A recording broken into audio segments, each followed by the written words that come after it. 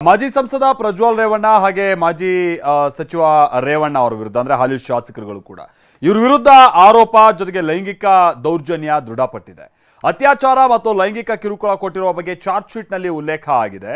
ಸುಮಾರು 2144 ಪುಟಗಳ charge sheet ನಲ್ಲಿ 150ಕ್ಕೂ ಅಧಿಕ ಸಾಕ್ಷ್ಯಗಳ ವಿಚಾರಣೆ ಬಗ್ಗೆ ಕೂಡ ಉಲ್ಲೇಖ ಮಾಡಲಾಗಿದೆ. ಹಾಗಾದ್ರೆ ಚಾರ್ಜ್ ಶೀಟ್ ನಲ್ಲಿ ಉಲ್ಲೇಖ ಆಗಿರುವಂತಹ ಸಂಗತಿಗಳು ಏನೇನು ಬನ್ನಿ ರಿಪೋರ್ಟ್ ಅಲ್ಲಿ ನೋಡೋಣ.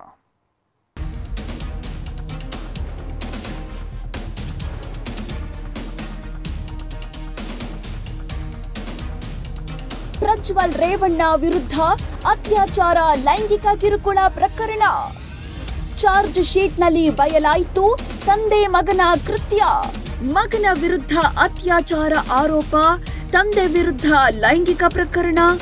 ಹೌದು, ಮಾಜಿ ಸಚಿವ ಎಚ್.ಡಿ. ರೇವಣ್ಣ ಮತ್ತವರ ಪುತ್ರ ಪ್ರಜ್ವಲ್ ವಿರುದ್ಧ ಗಂಭೀರ ಆರೋಪಗಳೇ ಕೇಳಿಬಂದಿದ್ವು. ಈ ಪೈಕಿ ಹೊಳೆನರಸೀಪುರ ಪೊಲೀಸ್ ಠಾಣೆಯಲ್ಲಿ ಅತ್ಯಾಚಾರ ಮತ್ತು ಲೈಂಗಿಕ ಕಿರುಕುಳ ಕೊಟ್ಟ ಪ್ರಕರಣ ಕೂಡ ದಾಖಲಾಗಿತ್ತು. ಈ ಸಂಬಂಧ ಎಸ್ಐಟಿ ಅಧಿಕಾರಿಗಳು ಜನಪ್ರತಿನಿಧಿಗಳ ವಿಶೇಷ ಕೋರ್ಟ್ಗೆ ನಿನ್ನೆಯಷ್ಟೇ ಚಾರ್ಜ್ ಶೀಟ್ ಸಲ್ಲಿಸಿದ್ದಾರೆ. ಆರೋಪ ಪಟ್ಟಿಯಲ್ಲಿ ಪ್ರಜ್ವಲ್ ಮತ್ತು ರೇವಣ್ಣ ಕೃತ್ಯಗಳನ್ನ ಉಲ್ಲೇಖಿಸಲಾಗಿದೆ. ಮಗನಿಂದ ಅತ್ಯಾಚಾರ, ತಂದೆಯಿಂದ ಕಿರುಕುಳ. ಎಸ್ಐಟಿ ಸಲ್ಲಿಸಿದ ಚಾರ್ಜ್ ಶೀಟ್ನಲ್ಲಿ ಸ್ಫೋಟಕ ಮಾಹಿತಿ ಹೊರಬಿದ್ದಿದೆ. ಚಾರ್ಜ್ ಶೀಟ್ನಲ್ಲಿ ಏನೇನಿದೆ ಅನ್ನೋದನ್ನ ತೋರಿಸ್ತೀವಿ ನೋಡಿ. ಮಾಜಿ ಸಚಿವ ಹಣ್ಣು ಕೊಡುವ ನೆಪದಲ್ಲಿ ಲೈಂಗಿಕ ಕಿರುಕುಳ ಕೊಡ್ತಿದ್ರು ಅಂತ ಚಾರ್ಜ್ ಶೀಟ್ನಲ್ಲಿ ಉಲ್ಲೇಖಿಸಲಾಗಿದೆ. ಎಲ್ಲಾ ಕೆಲಸಗಾರರಿಗೆ ಹಣ್ಣು ಕೊಡ್ತಿದ್ದ ರೇವಣ್ಣ ಹೊಳೆನರಸೀಪುರ ಮನೆಯಲ್ಲಿ ಲೈಂಗಿಕ ಕಿರುಕುಳ ಕೊಟ್ಟಿದ್ದಾರಂತೆ.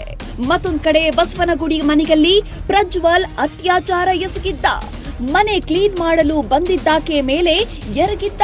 ಕ್ಲೀನ್ ಮಾಡಲೆಂದು ಮನೆಗೆ ಬಂದಿದ್ದ ಮಹಿಳೆ ಮೇಲೆ ಭವಾನಿ ರೇವಣ್ಣ ಮನೆಯಲ್ಲಿ ಇಲ್ಲದಾಗ ಅತ್ಯಾಚಾರ ಎಸಗಿದ್ದಾನೆ. ರೇಪ್ ಬಳಿಕ ವಿಡಿಯೋ ರೆಕಾರ್ಡ್ ಮಾಡಿಕೊಂಡಿದ್ದಾನೆ. ಯಾರಿಗೂ ಹೇಳದಂತೆ ಸಂತ್ರಸ್ತೆಗೆ ಬೆದರಿಕೆ ಹಾಕಿದ್ನಂತೆ. ಯಾರಿಗಾದ್ರೂ ಹೇಳಿದ್ರೆ ನಿನ್ನ ಪತಿಯನ್ನ ಜೈಲಿಗೆ ಕಳಿಸೋದಾಗಿ ಬೆದರಿಸಿದ್ದ.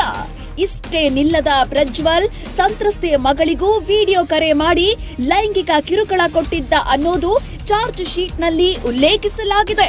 ಇನ್ನು ಸಾಕ್ಷ್ಯ ನಾಶ ಮಾಡುವ ಸಲುವಾಗಿಯೇ ಪ್ರಜ್ವಲ್ ವಿದೇಶಕ್ಕೆ ತೆರಳಿದ್ದ ಅಂತ ಹೊಳೆನರಸೀಪುರ ಠಾಣೆಯಲ್ಲಿನ ಕೇಸ್ನ ಚಾರ್ಜ್ ಶೀಟ್ನಲ್ಲಿ ಉಲ್ಲೇಖ ಮಾಡಲಾಗಿದೆ.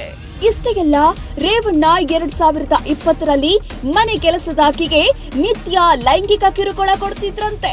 ಅಸಲಿಗೆ ಸಂತ್ರಸ್ತೆ 2019ರಿಂದ 2022ರವರೆಗೆ ಹೊಳೆನರಸೀಪುರದ ಚೆನ್ನಾಂಬಿಕಾ ಮನೆಯಲ್ಲಿ ಕೆಲಸ ಮಾಡ್ತಿದ್ಲು. ಈ ಮಧ್ಯೆ 2020ರಲ್ಲಿ ಭವಾನಿ ರೇವಣ್ಣ ಮನೆಯಲ್ಲಿ ಇಲ್ಲದಾಗ ರೇವಣ್ಣ ಸಂತ್ರಸ್ತೆಯನ್ನ ತಮ್ಮ ಕೊಠಡಿಗೆ ಕರೆಸಿಕೊಳ್ತಿದ್ರಂತೆ. ನಾನೇನು ಮಾಡಲ್ಲ ಬಾರಮ್ಮ ಅಂತ ಕರೆದಿದ್ರು. ಬಳಿಕ ಮೈಕೈ ಮುಟ್ಟಿ ಕಿರುಕುಳ ಕೊಡ್ತಿದ್ರು ಅಂತ ದೋಷಾರೋಪ ಪಟ್ಟಿಯಲ್ಲಿ ಉಲ್ಲೇಖಿಸಲಾಗಿದೆ. ಶಿವಪ್ರಸಾದ್, TV9 ಬೆಂಗಳೂರು.